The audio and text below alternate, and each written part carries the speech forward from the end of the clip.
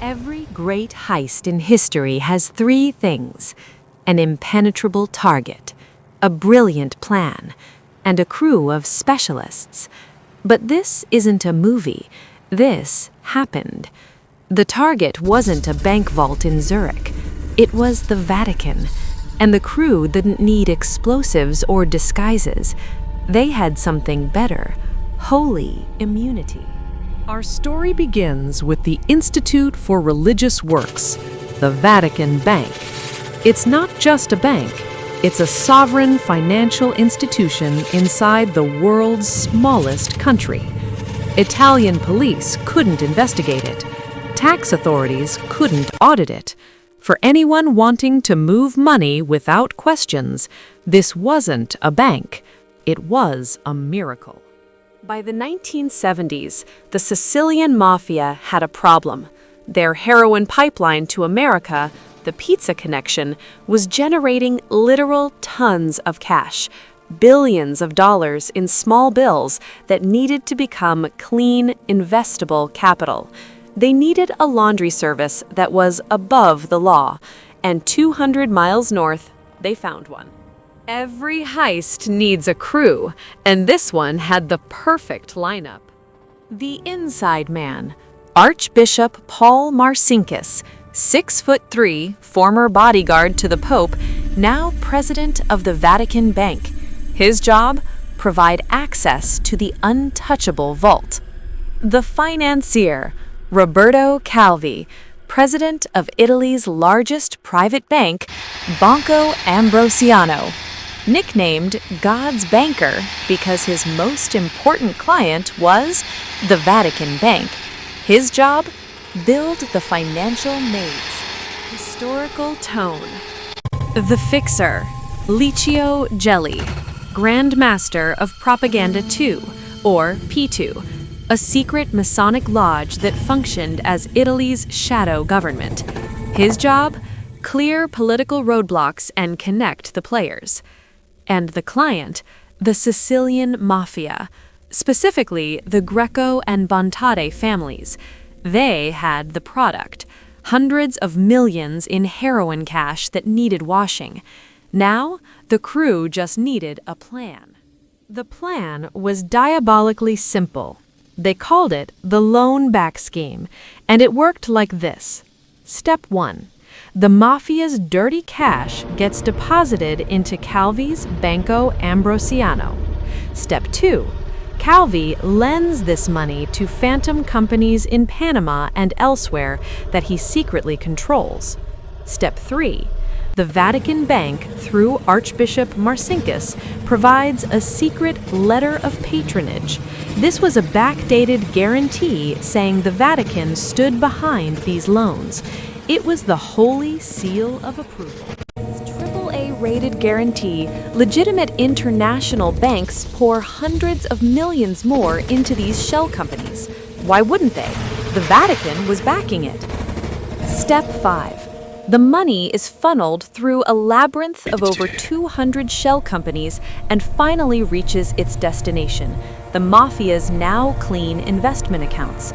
The dirty cash had been baptized. It was a money-laundering, perpetual motion machine. The Vatican's signature made dirty money look clean, which attracted clean money, which was then stolen. The ultimate shell game.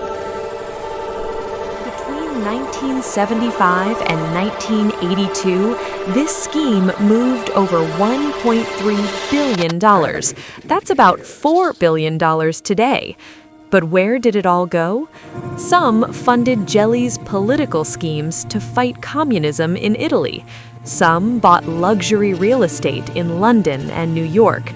But hundreds of millions went straight back to the mafia bosses who started it all, now as legitimate investments. The circle was complete. The heist was working perfectly. For a few golden years, the crew lived like kings. The Mafia had their laundry service.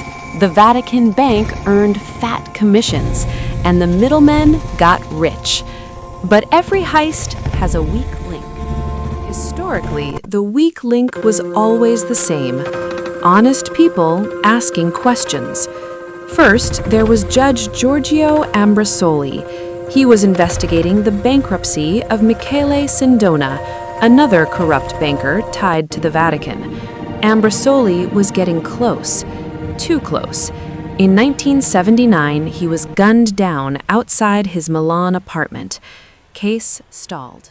Then there was Giuseppe Pecchi, a Bank of Italy inspector who noticed Ambrosiano's bizarre transactions with Panama. He filed report after report. He was transferred, then forced into early retirement. Message sent. But the real break came from an unlikely source. In March 1981, police raiding the home of a fake priest for a minor fraud case stumbled upon something extraordinary: the complete membership list of the P2 Masonic Lodge. There were 962 names: generals, politicians, intelligence chiefs, and Roberto Calvi. The shadow government was exposed. With P2 exposed, everything unraveled. Calvi was arrested, convicted of illegal currency exports. Released on appeal, he was a dead man walking. The banks wanted their money back, the Mafia wanted their money back, and the Vatican was silent. In June 1982, Calvi fled to London using a fake passport. He wasn't running from the law, he was running to his clients.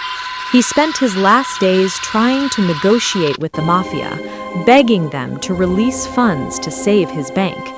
It was a fatal mistake. On June 18, 1982, Roberto Calvi was found hanging under Blackfriars Bridge. His pockets were stuffed with bricks and $14,000 in 3 currencies. The initial verdict? Suicide.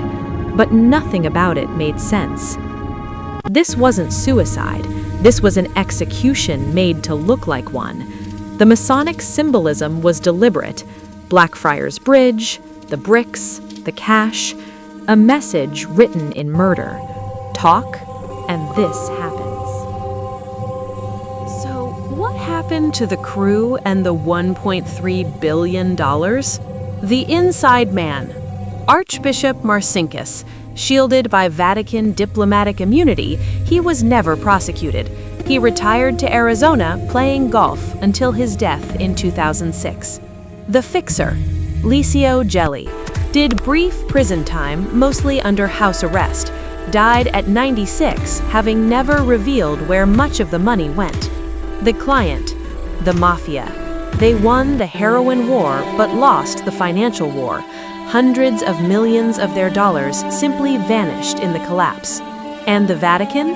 Facing international pressure, they paid $250 million to Ambrosiano's creditors as a goodwill gesture, not an admission of guilt, but a quiet settlement. Case closed. Today, the Vatican Bank has reformed. Pope Francis cleaned house.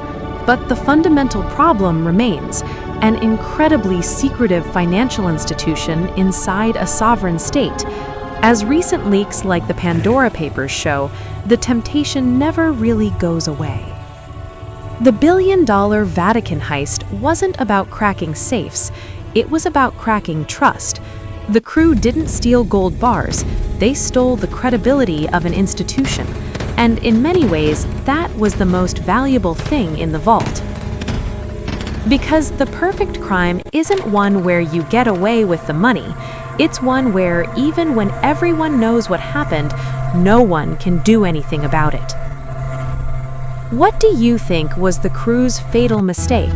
Could a heist like this happen today? Let us know in the comments below.